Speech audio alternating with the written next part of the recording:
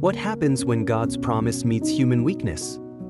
Discover the epic continuation of Genesis as we dive into the lives of Isaac, Jacob, and Joseph, from miraculous births to sibling rivalries and divine dreams that changed nations. These stories may be ancient, but the lessons on family, purpose, and faith are timeless and still speak into our lives today. Ready to see how your story fits into God's bigger picture? Stick around, and let's journey through this episode of Genesis Part 2 together. Don't forget to hit the like button and subscribe for more biblical insights in bite-sized form. The Book of Genesis. It is traditionally attributed to Moses as the author, under divine inspiration. Written around 1445 to 1405 BC, during Israel's wilderness period. The Book of Genesis was addressed to the people of Israel, especially the generation journeying toward the Promised Land, reminding them of God's covenant. Genesis is divided into two main parts. Genesis chapter 1 to 11 focuses on primeval history, the creation, flood, and Babel. Genesis chapter 12 to 50 focuses on the patriarchal history from Abraham to Joseph. In essence, Genesis serves to capture the beginnings of the world, the story of humankind, the nature of sin, God's covenant, and the beginnings of Israel as a chosen nation. This episode, Genesis Part 2 chapters 21 to 50, explores the following. Regardless of human imperfections, God's promises continue through generations. From Isaac's birth until Joseph's rise in Egypt, God tells a story of redemption, faith, and divine plan. He works through broken people to fulfill His promises. The key characters involved in Genesis chapter 21 to 50: Isaac, Rebekah, Jacob, Esau, Rachel, Leah, Laban, Joseph, and Pharaoh.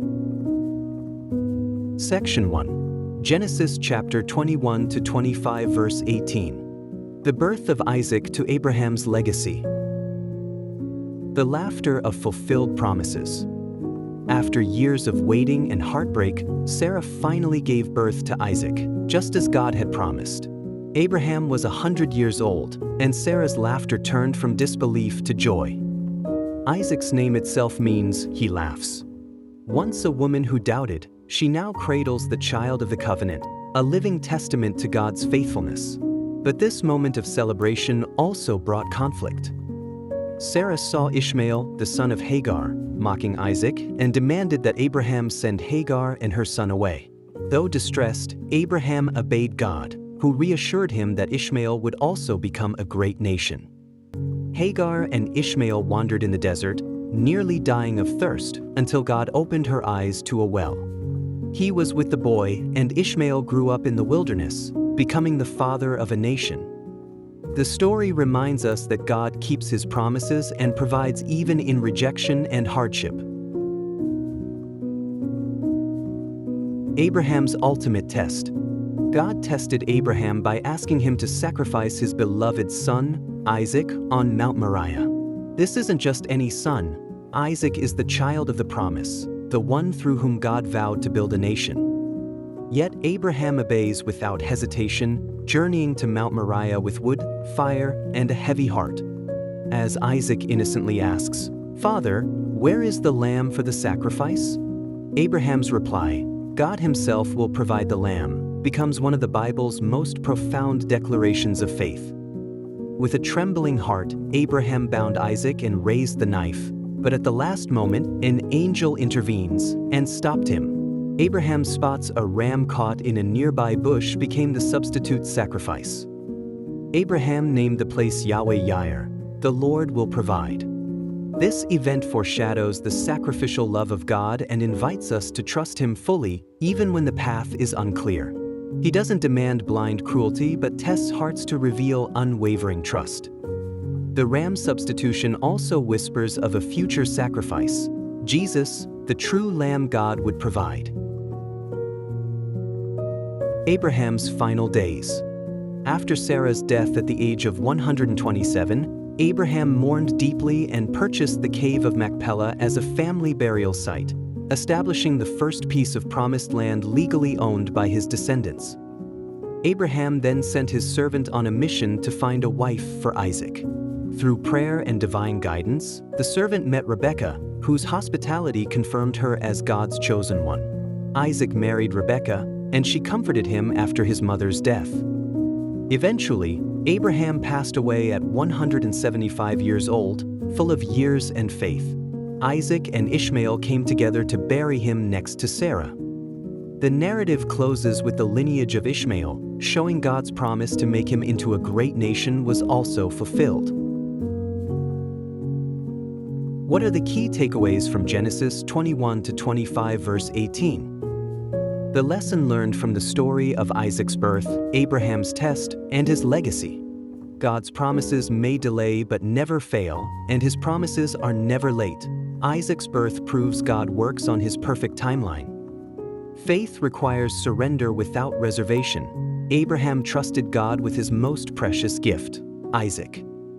A life of faith leaves a legacy, and legacies have lasting consequences. Abraham's choices impacted generations after him. From the lesson learned, would you practice the following?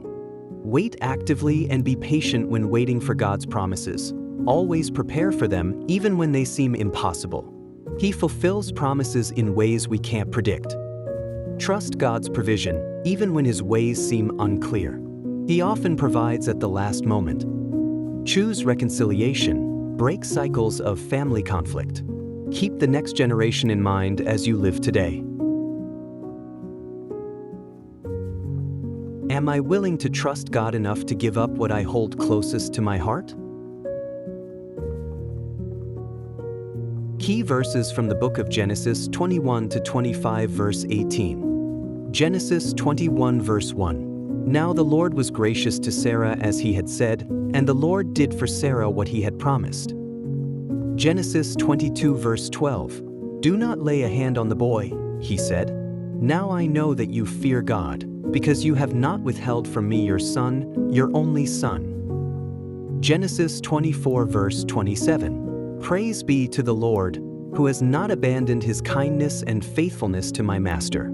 As for me, the Lord has led me on the journey to the house of my master's relatives.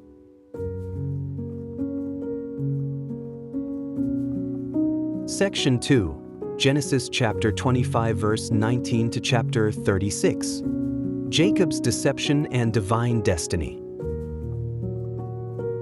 Struggle from the womb. Isaac and Rebekah had twin sons after waiting 20 years. But even before birth, the two boys, Jacob and Esau, struggled within Rebekah's womb. God revealed that two nations were in her body, and the older would serve the younger. Esau, the firstborn, emerges red and hairy, loved by Isaac. Jacob, gripping Esau's heel, is quiet and cunning, favored by Rebekah. As they grew, Esau became a skillful hunter, while Jacob stayed among the tents. One day, Esau came home famished, and Jacob offered him stew in exchange for his birthright. Esau, driven by immediate hunger, despised his birthright and gave it up. This marked the beginning of a divine reversal, God choosing the younger over the elder, according to his sovereign plan. Blessing through deception. Isaac, old and nearly blind, prepared to bless Esau before he died.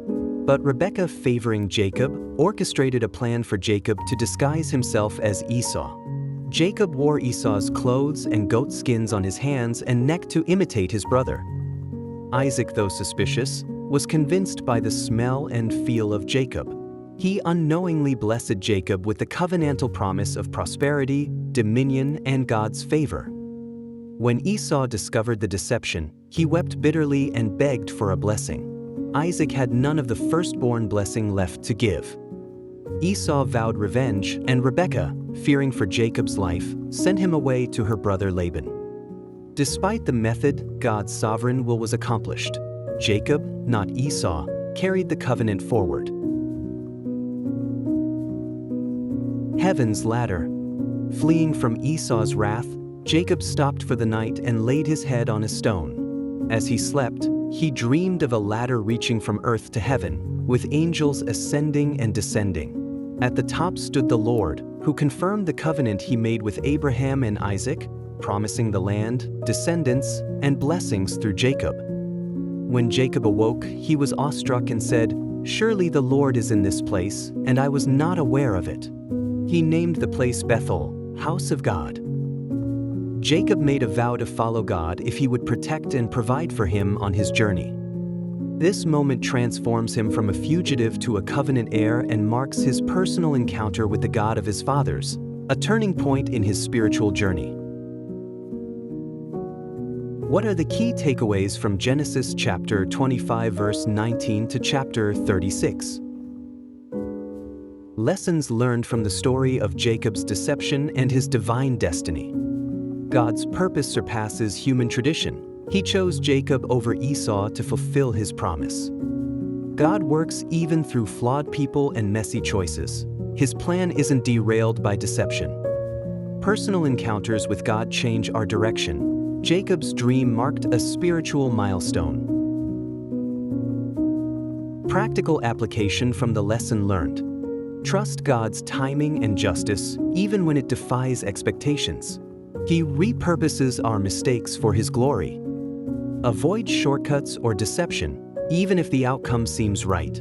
Don't trade eternal promises for temporary cravings. Seek God in crisis and build a personal relationship with Him, not just inherited faith. Have I ever encountered a moment where I truly realized, surely the Lord is in this place?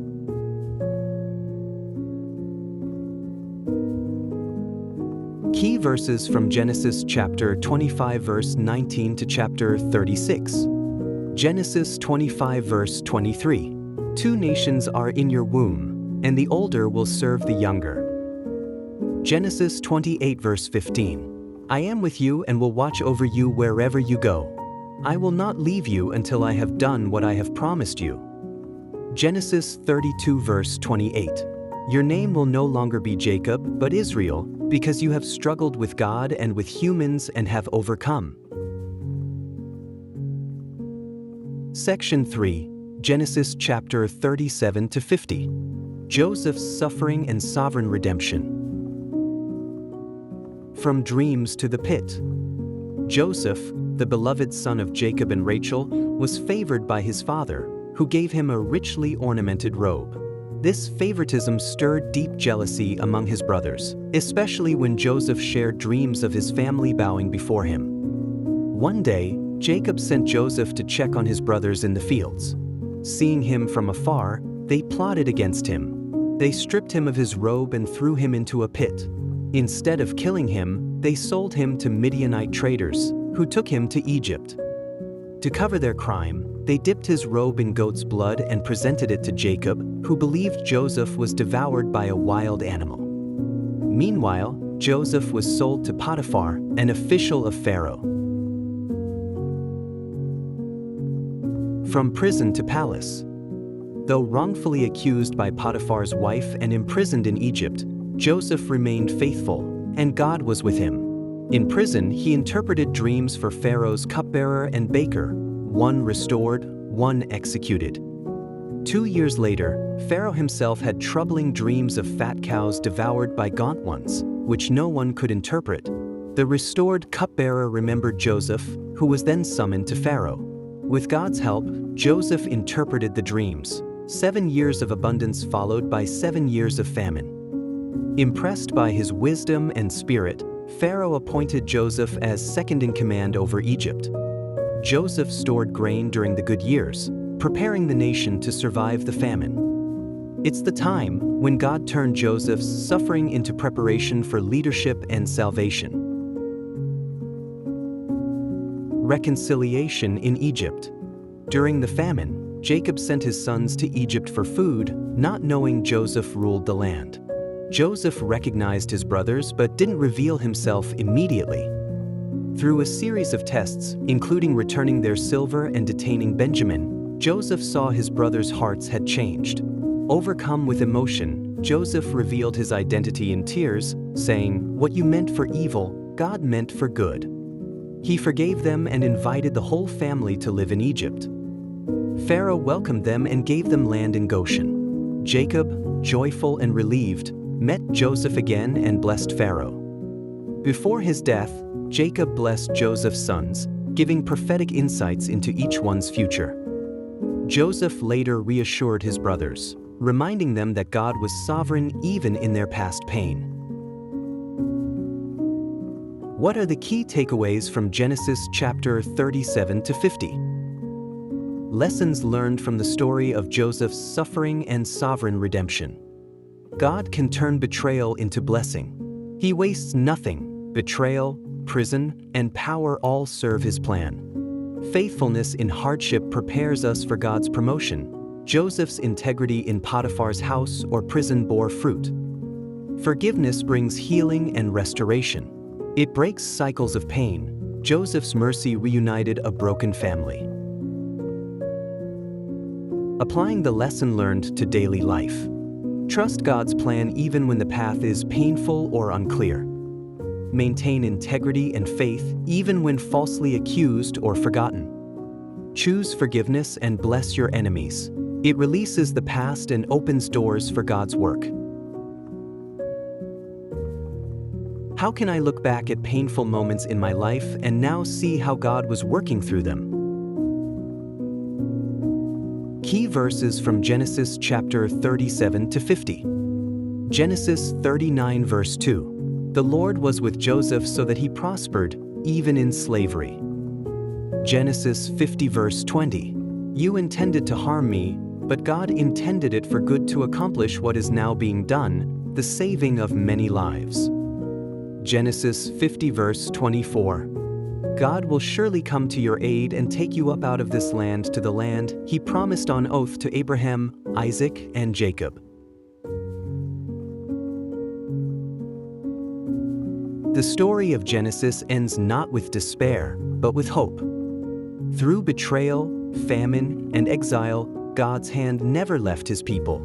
From Abraham to Joseph, we've seen God who fulfills his promises, often in ways we don't expect. Joseph's life reminds us that what the world means for harm, God can use for good. And now, the family of Israel is safe in Egypt, but a new chapter is about to unfold. If Genesis was the book of beginnings, then up next is the book of deliverance. Exodus. God's rescue mission, when 400 years later, the Israelites are no longer honored guests but enslaved people under Pharaoh's rule. Who will rise to lead them? How will God respond to the cries of his people? And what miracles will shake Egypt to its core? Join us in the next episode as we dive into Exodus Part 1. God raises a deliverer. And don't forget to like, subscribe, and hit the bell icon so you won't miss the moment God splits the sea.